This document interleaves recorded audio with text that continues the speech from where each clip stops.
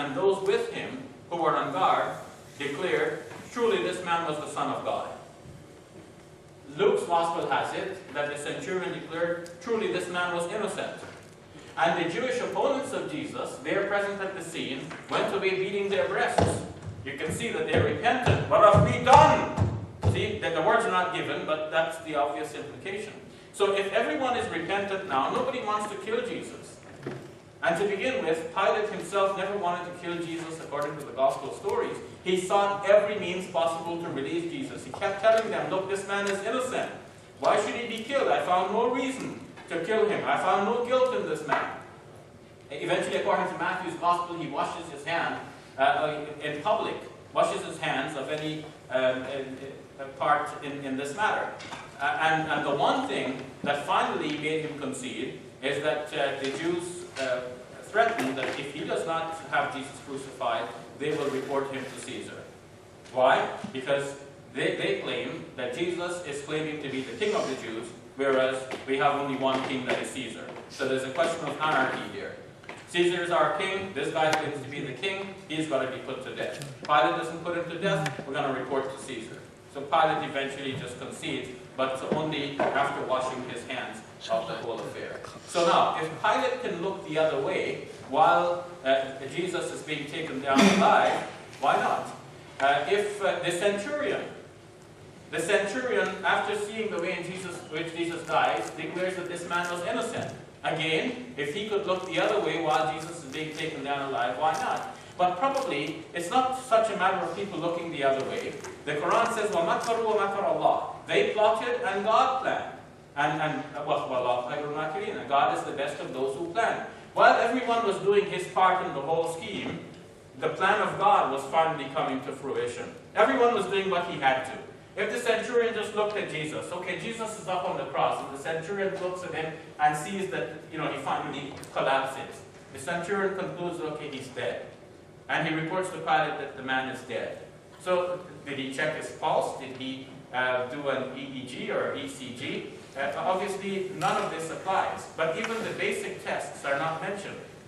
There's just a presumption that Jesus died. Because in the case of a crucified victim, eventually he dies. You take him down, you break his legs, so even if he has life in him, he's not going to get very far. You put him in a shallow grave, he's going to be dead under the earth anyway. So there's no worry about it.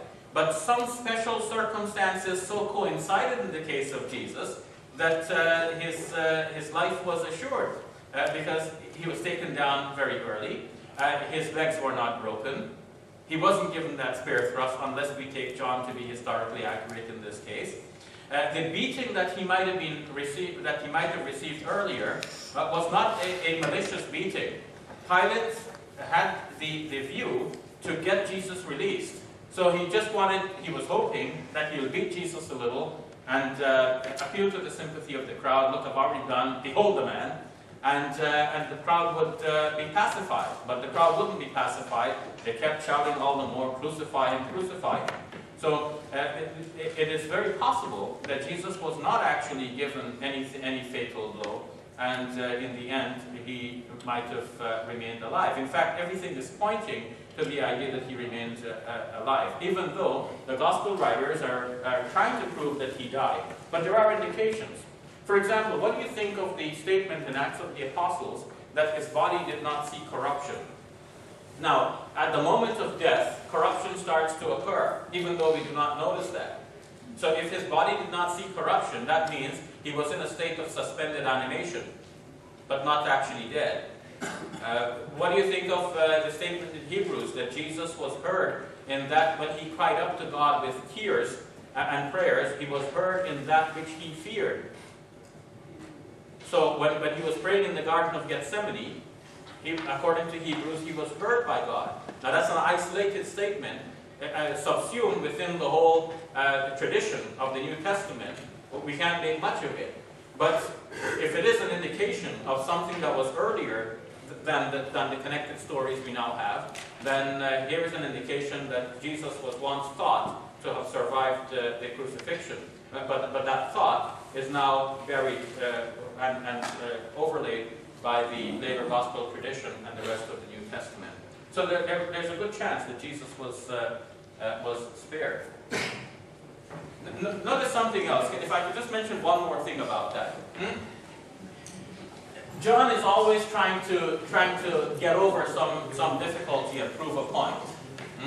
So, if we think of the suffering of Jesus, one of the things the crucified victim is made to suffer is that he has to drag his own cross, which means that there's an upright beam, the stauros, and then there is the cross beam, the patibulum.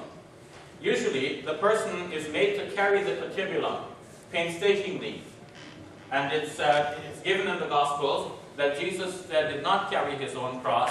It was Simon the Cyrene who was compelled to carry it after Jesus began to carry it and he was found to be too weak. So they gave it to another guy to carry it. So part of the suffering is borne by someone else. But John wants it that Jesus should bear all of the suffering. So there's no mention of Simon the Cyrene. Jesus, according to John, goes out to Golgotha carrying his own cross. Now there are clever ways in which some scholars can try to harmonize these various reports. One can say, for example, that according to these Gospels, Jesus started out carrying it, but Simon the Cyrene eventually carried it. And then at some point he must have taken it again, because John says that he went to the place carrying his own cross. Or maybe John simply means that he started out carrying it, and John just didn't mention the later detail. But one episode after another shows a continuing pattern where John is improving the story along Christian lines. So, how is the story improved here? Jesus bears the suffering of the cross by himself. So when we think of the suffering that Jesus might have undergone, it seems to be exaggerated somewhat in some of the later retellings. And if one thinks of the original situation, there is nothing that would have killed Jesus. And the idea that Jesus survived the cross and that he was taken up alive by God, which is one Muslim idea about this, is a very early idea that was shared by Christians as well. So I think this research points to a sort of harmony that could be achieved between Muslim and Christian thought. And if we follow this train of thought, we can overcome some of the difficulties that we have found in some discussions between Muslims and Christians, where Christians say that Jesus died for our sins, and Muslims say that, well, wait a minute, he wasn't even put on the cross. And that becomes a hurdle in the discussion, because the discussion really needs to proceed to one step further. What was the purpose of Jesus' death?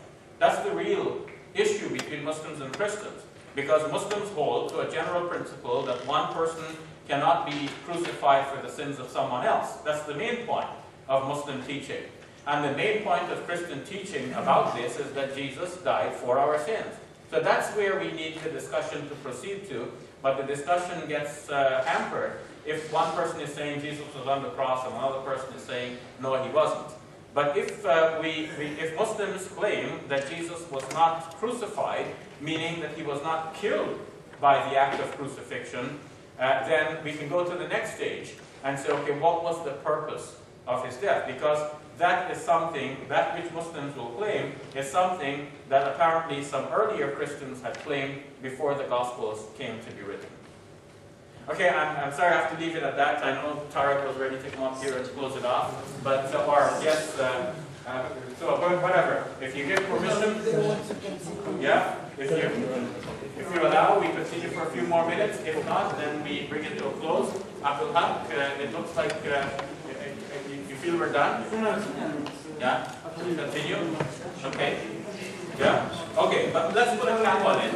Shall we say for another 10 minutes max? Yeah. Okay, another 10 minutes max. Somebody your hand up? Yes. I was going to take you up on what you were just saying, actually. So, yeah, Christianity teaches that Jesus bears the price for our sins. And so that justice is certain. But I don't understand how that works in Islam. How are sins forgiven in Islam? Okay. The way in which sins are forgiven in Islam is that we differentiate between the sins against God and the sins against God's creation. So the sins against God's creation